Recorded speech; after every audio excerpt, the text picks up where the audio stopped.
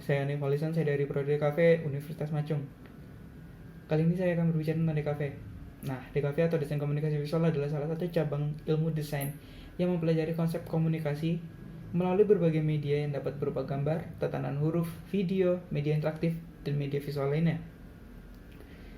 Karena saya kuliah di DKV, jadi saya mengerti lah, setidaknya mengerti sedikit tentang bagaimana perasaannya saat berkuliah di prodi ini. Nah, pengalaman saya selama di prodi ini cukup menarik. Banyak hal yang saya dapat pelajari dan banyak hal juga yang saya dapat improve dari diri saya. Nah, selanjutnya kita akan berbicara tentang seni dan desain. Nah, masih ada beberapa orang yang menganggap bahwa seni dan desain itu adalah hal yang sama. Tetapi sebenarnya mereka adalah hal yang sangat berbeda. Ada banyak perbedaan yang terletak pada seni dan desain, tapi saya hanya akan memberikan satu contoh, yaitu nilai kebergunaannya. Biasanya untuk desain, nilai kebergunaannya sangat banyak, karena desain memang digunakan untuk biasanya untuk dijual dan sejenisnya. Sedangkan untuk seni biasanya digunakan untuk keindahan saja. Iya, memang ada yang untuk dijual, tapi lebih seringnya untuk keindahan. Nah, pasti kalian penasaran apa yang kita pelajari saat jurusan DKV. Nah, ilmu-ilmu yang kita pelajari di DKV adalah ilmu desain, seni rupa, ilmu komunikasi, dan praktik-praktik teknis keprofesian desain komunikasi visual. Nah, terus kalau kalian tuh penasaran untuk bagaimana caranya membuat karya DKV atau karya-karya biasa, menurut saya ya, jadi jangan dibawa kemana-mana, itu cari referensi, karena referensi adalah salah satu hal yang sangat penting jika ingin membuat sebuah karya.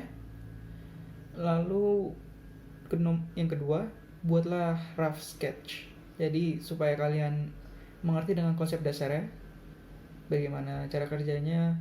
Lalu yang ketiga, gambarlah dari rough sketch tersebut. Nah, jika kalian kira gambar kalian kurang bagus, teruslah untuk berusaha dalam membuat karya. Jangan hanya karena karya kalian gagal sekali, kalian langsung menyerah. Bukan berarti kalau kalian gagalnya udah sampai 10 kali juga tetap menyerah. Enggak. Kalian harus tetap berusaha supaya kalian bisa improve. Dan saya yakin juga kalau kalian tetap berusaha, lama-lama juga bakal improve kok. Nah, terus ada profil lulusan.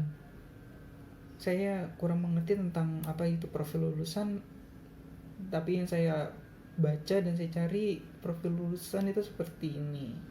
Desain komunikasi visual menghasilkan lulusan yang profesional dan mereka memiliki kompetensi sebagai desainer iklan, fotografer, animator, dan lain sebagainya.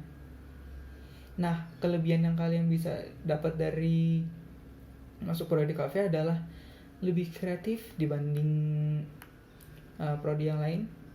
Iya, ada juga prodi yang kreatif, tapi menurut saya ya, pendapat saya, DKV itu lebih kreatif dikarenakan harus menggambar, harus memiliki ide setiap saat. Kuliah relatif lebih santai dibanding prodi-prodi yang lain, jadi kita bisa sedikit layback lah kalau tentang hal-hal seperti ini. Bidang kerja yang akan semakin meluas semakin berkembangnya teknologi. Nah, bakal banyak perusahaan yang bakal membutuhkan lulusan dari DKV, karena DKV dari namanya sendiri juga desain komunikasi visual. Jadi semakin berkembangnya teknologi, DKV akan semakin dibutuhkan untuk membuat desain, untuk membuat animasi, itu bakal sangat dibutuhkan. Lalu kelebihannya juga bisa buka usaha sendiri. Iya, memang benar seperti yang tadi, ada prodi-prodi yang lain juga bisa melakukan ini, tapi DKV juga bisa melakukannya dan relatif lebih tidak seribet-ribet DKV yang lain menurut saya. Lalu kekurangannya ada capek ya, mudah capek kalau nggak bisa ngelola waktu. Karena kalau dari DKV ini kita harus mengerti cara mengelola waktu dengan baik.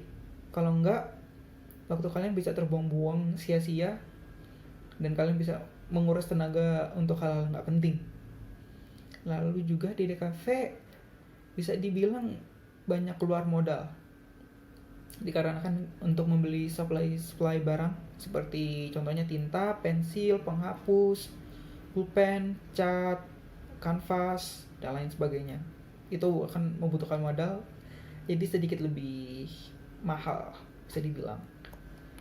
Lalu saya ada tips dan trik kuliah di DKV. Nah, pertama, kerjakan tugas tepat waktu. Itu salah satu yang menurut saya paling penting. Karena kalau nggak mengerjakan tugas tepat waktu, ujung-ujungnya bakal numpuk semua. Karena saya yakin kalau kuliah itu setiap saat pertemuan mesti kurang lebih dikasihkan tugas. Kalau nggak dikasihkan tugas, dari tugas sebelumnya masih disuruh kerjakan. Nah, misalnya kita menunggu lama-lama bakal numpuk makin banyak. Malah kitanya sendiri makin jadi stres untuk ngerjain. Itu kenapa kalian harus bisa mengerjakan tugas tepat waktu. Nah, manage waktu kalian dengan baik. Nah, kalian harus bisa memanage waktu kalian. Seperti yang tadi sebelumnya saya bilang, kalau kalian tidak bisa memanage waktu, kalian akan kebingungan sendiri dalam melaksanakan perkuliahan ini. Karena kalian harus di DKV, kalian udah harus bisa mandiri. Karena kalianlah yang kuliah, bukan orang tua kalian atau siapapun. Jadi kalau kalian nggak bisa manage waktu, kalian akan kelibatan sendiri akhir-akhirnya. Bertemanlah, lalu ada juga nih, bertemanlah dengan senior DKV kalian. Menurut saya berteman dengan senior DKV itu cukup penting. Jadi koneksi kalian itu juga sangat lebih luas. Nggak, seharusnya bukan ke senior DKV aja ya, ke senior lain atau prodi-prodi lain itu juga harus sih sebenarnya. Jadi supaya koneksi kalian semakin luas, kalian juga misalnya kalau ada project-project apa, misalnya mereka butuh bantuan untuk bikin project ini, kalian bisa bantu. Kalau butuh ini, butuh apa, bisa bantu.